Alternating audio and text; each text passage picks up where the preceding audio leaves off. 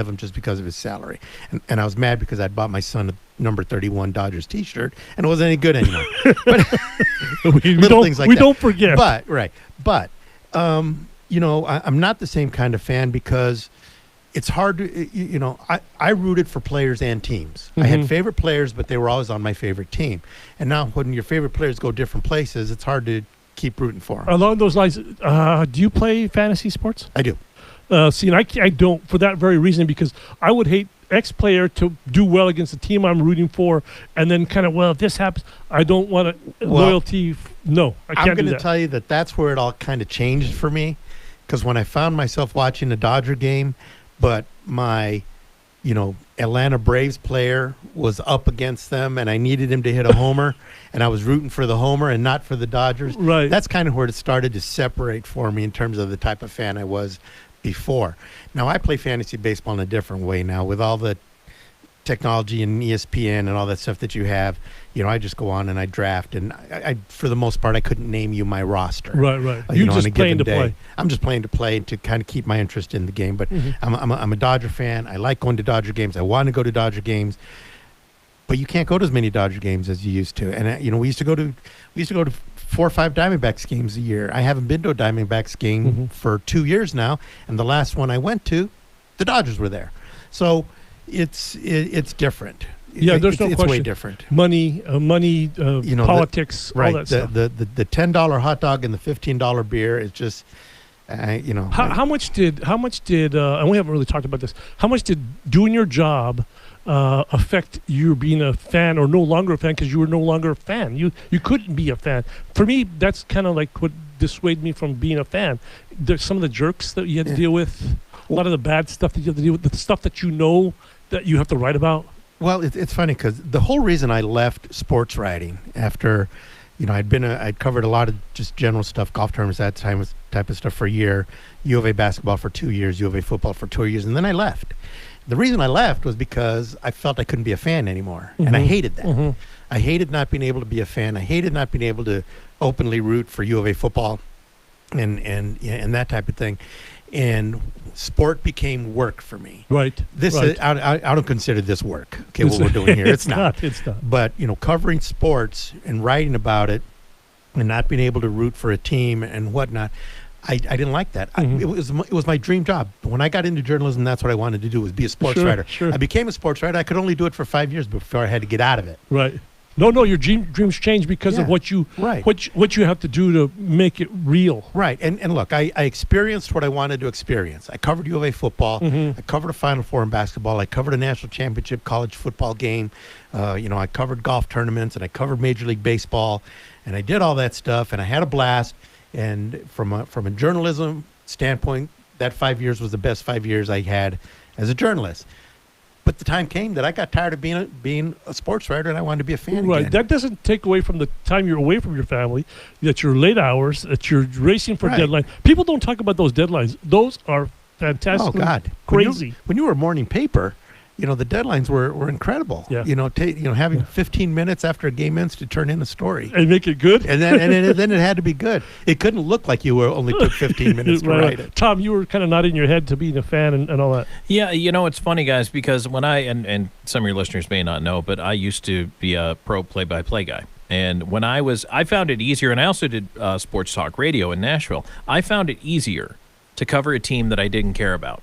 Because then the stories became what was important to me. And so I ended up not rooting for the logo, but I rooted for the people. The story. I wanted to see the safety for the Tennessee Titans, who didn't make a big deal about the toys he gave to kids or aiding a food bank or whatever. I wanted to see that guy do well, And that's a really good point, Tom, because in the time that I was covering U of A sports, and again, I grew up a Wildcat fan, but in the time that I grew up, that I was covering those sports, I had the same thing. I was rooting for players to do things. I was rooting for Steve Kerr and Sean Elliott and Anthony Cook and George Malaulu and Glenn Parker and John Fina. You wanted the story. And all those guys, because I wanted good stories. And that is a really good point of what I liked about doing that. But what I didn't like was that I left Arizona Stadium at midnight, and by the time I got to the bar, they were closing in 45 minutes. No, it's and that true, was it's no true. fun. And It's true. seriously, on a Saturday night, that was no fun. It's true. And my friends and my wife and everybody had been, partying since the game ended, and I got there and it was too late. No, I said all the time, the best part of the job were the hours. The worst part of the job were the hours. Exactly. You'd go to the game, 7 o'clock game. You get there about 6 o'clock, an hour, get ready, blah, blah, blah. Your deadline's 10:30, if that. You write for about, and then you write and you have to maybe rewrite. By that time, your buddies are into their second margarita. Right. Enjoying the game, and you're like just trying to think of what rhymes with fun, right. And then you get there and just, last call, whatever. Not that, you get it. Yeah, exactly. Well, people ask me, you covered the '88 Final Four team. Why'd you quit doing that? That was the best time to be covering them. And I said, no, it wasn't. It was the worst. Right. It was the worst possible time. I decided I was leaving the basketball ride, and I wanted to go to football. I decided that on the plane ride coming home from Kansas City, because I had to write on the plane because we had a special section to come out. So I spent the whole flight home writing, but I got to thinking that from the start of that season, from the time that basketball practice began until that day when I was flying home from Kansas City, I already know where you're going with this. I had 2 days off. I was just going to say that. And one of those days was Christmas Day. Right. All right. And I didn't even have New Year's Day off because I had to fly out of Tucson on New Year's Day because Arizona had a game at New Mexico the next day. So, and I said, this isn't really what I thought it was going to be. I have a similar story, but I'm sure that the listener who's listening to us does say, Jay, woe is me, woe is me. I feel so bad for you. Yeah, right. Yeah. You do it again tomorrow. Sure. I would. But you know what? I would probably do it differently because I know better. I don't know, because the paper would make you, what you got for me tomorrow, Jay? What do you got me for tomorrow? I know, but you know what? Again, I don't want anybody to think that it was awful. It was not awful. It was the best time of my journalism career, and I'll always treasure it like that. But it was hard. Yeah, no question. And you just got to make personal choices along the way too. Like, and Steve knows having a marriage littered along the roadway too. And I'm not saying that was every reason, but it's something. And especially when you travel, when you're away, there's certain sacrifices you have to make, and you have to be okay with. Right. And sometimes, and Jay, in hindsight, do you look back and you say you do it a little different? You wouldn't trade it. But boy, there's probably some things we'd all do a little different. Sure. I think I would manage things a whole lot better. Look, I didn't have any kids at the time, and you were younger. I was significantly younger. Yeah, but you know what I'm saying. You think differently. I was younger, but I didn't have any kids at the time, and so I didn't have that hanging over me. I know there are people who've been in this industry and who do have kids, and things things were hard. You're an anomaly too, because sports writers have marriages and then they don't because they're gone. I mean, Tom's like. Oh yeah. Because Absolutely. you're gone. You obviously, we know your wife, who's a fantastic woman. But you know what I'm saying, right? You have to have an understanding woman because you're gone. Well, technically, we got married after my sports writing career was over. That we doesn't count. Literally, months after we had decided to be married, and we've been, going out and living together, but. We weren't married yet, but it's still. I felt bad about some of that. Oh stuff. no, because there's a caveat. You mean you're gone a lot. You're gone a lot. You travel. You travel a ton. Welcome to the soapbox of Jay and Steve. There we go. Good show today. Hey, it was good. And again, thanks to Fred Harvey. We did put him on the spot, and he was very gracious about giving us some of his insight on all this stuff that's going on, and it's never. It's never easy, and so we hope that he at least enjoyed having a chance to say what he had to say. Right. Good show today. We'll talk to you guys tomorrow here on 1030 The Voice. Have a good evening.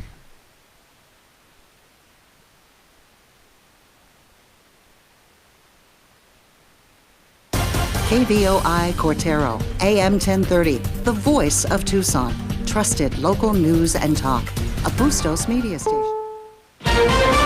This is CBS News on the Hour. Real news, real reporting. I'm Pam Coulter in Washington. Calling himself the law and order president, President Trump is pressuring the nation's governors to crack down on violent demonstrations triggered by the death of George Floyd in Minneapolis. We cannot allow the righteous cries and peaceful protesters to be drowned out by an angry mob. CBS's Cammie McCormick has more. President Trump said he could mobilize thousands and thousands of soldiers to keep the peace. As many as 800 National Guard members from 5 states are on their way to the nation's capital.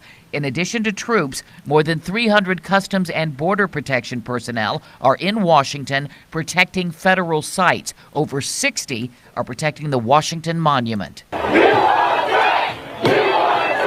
Just ahead of the president's Rose Garden appearance, police tear-gassed peaceful protesters outside the White House. D.C. Mayor Muriel Bowser tweeted that the federal police acted 25 minutes before her curfew took effect, and she called it shameful. Mr. Trump's threat to use the military came after a violent night of fires and looting in D.C. CBS's Chris Van Cleve. Protesters faced off with police, torched cars, broke windows, and looted businesses across the nation's capital overnight. Police responding with tear gas. There's nothing we can do against it. 88 were arrested here, more than 6,500 nationwide. There was coming together rather than confrontation in some cities. CBS's Nora O'Donnell has that. In Kansas City, a demonstrator shakes hands with the police officer, a rare moment of civil discourse in a turbulent time. In Camden, New Jersey, the police chief joined a rally and raised a fist. The police chief in Bellevue, Washington, hugged a protester. And officers in Coral Gables, Florida, knelt together during a rally. Police and the people, not at odds, but coming together. Reporters around the country. I don't think I would ever stop taking it because my husband passed away in June, and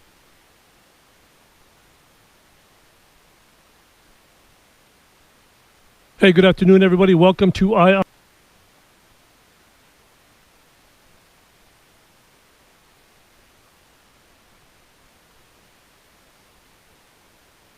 Hey, good afternoon, everybody. Welcome to Eye on the Ball. I'm Steve Rivera alongside Jay Voice, and listen to our guest. These days,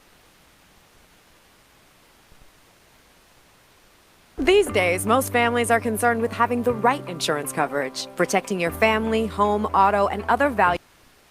Hey, welcome back to Eye on the Ball here on 1030 The Voice. I'm Steve Rivera alongside Jay Gonzales. Hey, we'll take a quick break here, come back with Mr. Harvey here on 1030 The Voice.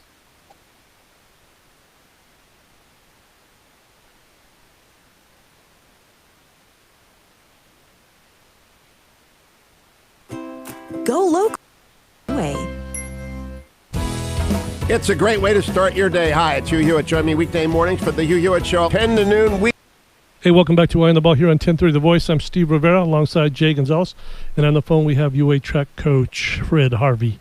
So, Fred, hey, welcome back to Eye on the Ball here on 1030 The Voice. I'm Steve Rivera alongside Jay Gonzales. Good evening.